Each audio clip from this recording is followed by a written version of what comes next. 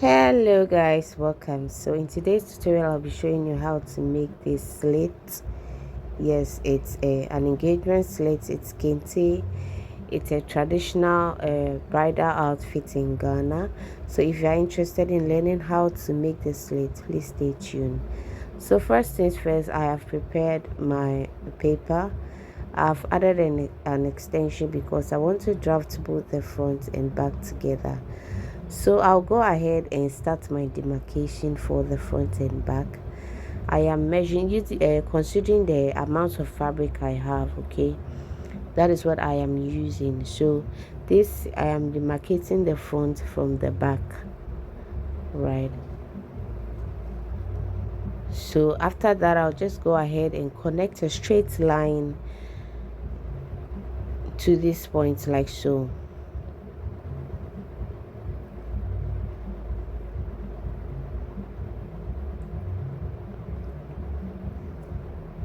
Okay, so guys, so I'm going to be marking my half length starting from my waist. Okay, so my waist is 17, so I've put the waist, the tape measure there. I'm marking waist to low waist, waist to hip, waist to knee, waist to front length, and also the back length. Okay, so the front length is different from the back length. I'll transfer the same measurement to this side, starting with my half length, and then I'll mark a waist to low waist, a waist to hip, waist to knee, and then from there I'll go ahead and connect this point into a straight line, just like you see me doing. Okay, so guys, I've already connected the hip line. That is why I did not mark there. So now for the front length, I am connecting the line very long. Okay, all through to the back. Okay, so now this is the difference between the front and the back. Okay, so this is my back, this is my front. Okay, I'll go ahead and indicate the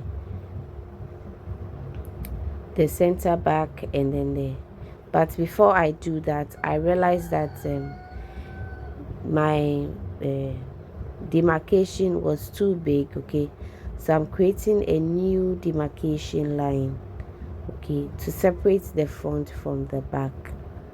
Right, so I'll go ahead and then use my straight ruler to bring out a new demarcation line, separating the front from the back. That is the center front from the center back. Okay, just watch what I am doing, you get to understand. So next thing, I'll go ahead and cancel the old line that I made. That line is no longer useful, so I'll go ahead and cancel that. All right, so next thing, I'll go ahead and indicate my center front and then my center back. Okay, so I hope you understand now.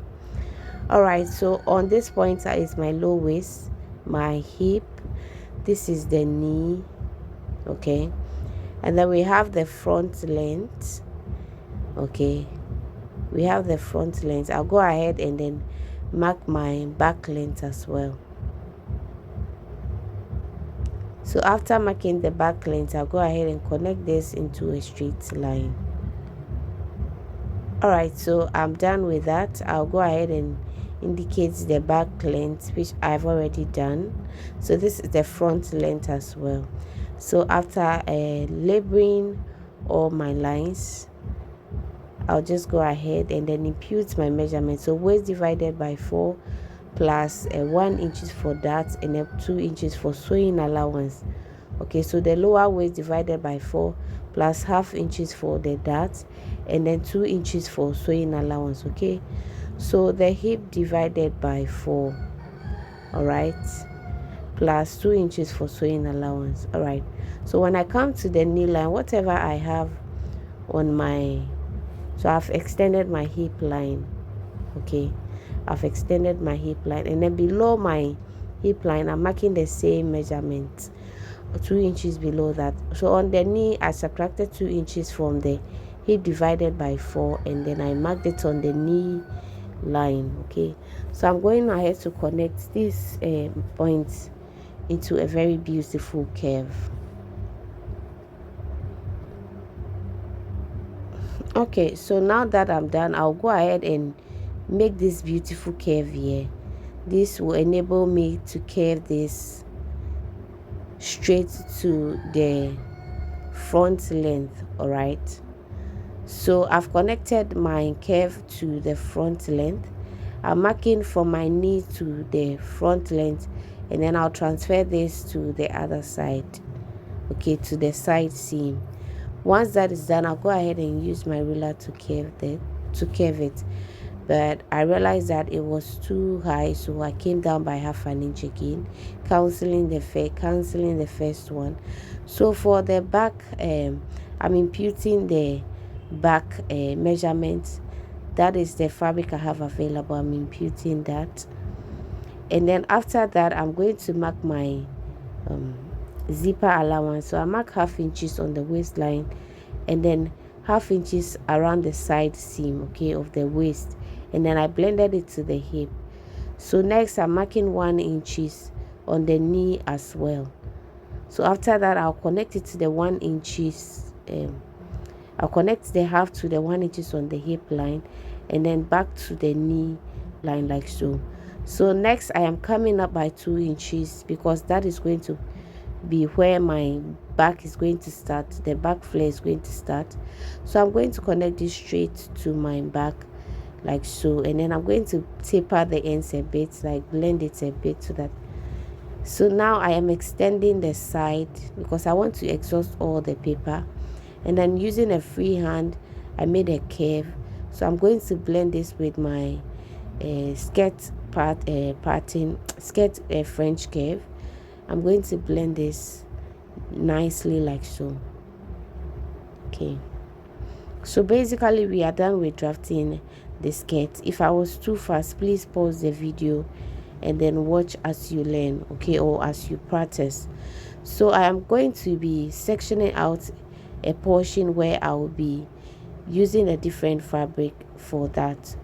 Okay, so for my sectioning out, I'll go ahead and then use my tape measure. I'll go ahead and then use my pencil. I'm going to mark that point on my knee, and then I'm going to blend it like so. For the hem part, I'm just going to do just a little bit, but when I'm cutting on the fabric and I realize that I have enough fabric to do that, I'm going to extend on the fabric. Okay, so on the front side I'm just measuring a little bit, and then just look at how I am making my curve. Okay, so that is it on the front. Just go ahead and then don't do too much. Okay, don't do too much. You can always extend when you have fabrics available, when you have a lot of fabric. Okay, so I'll section this out well. I'll make sure my lines are very refined. I'm using pencil just in case I'm not sure, so that I will clean it up. Okay, because if I use the marker, that means I cannot clean out. I'll just have to cancel. That is why I am using my pencil, so that if I am not sure, I'll just go ahead and then clean this up. So now that I am sure, I'm going to use my marker and then confirm my curve, or confirm my curve or my lines. All right, so on the back I'm measuring something moderate, and I'm going to go ahead and extend it like so. So this is the back and the front. This is the demarcation line. All right, so don't worry, when I'm cutting it on the fabric, you'll get to understand. So next I am cutting this out. Thank you for watching. If you are here up to now, I say thank you so much. God bless you. I post videos 2 times every week, so make sure you check it out. So please guys, subscribe to the channel. Make sure you turn on the bell notification. Turn on that bell notification so that you can get notified anytime I upload a new video. If you don't turn on the bell notification, you will not be notified if I upload a new video. So this is the part 1 of the drafting. This is the part 1, which is the drafting. The part 2, which is the cutting and stitching, will be coming up shortly after this one. Okay, so my content posting is 2 times in a week. All right, so guys, thank you so much. I hope you understand. Please leave down your comments below. I'd love to read your comments. All right, I'd love to read your comments. I have my number in the descriptive box.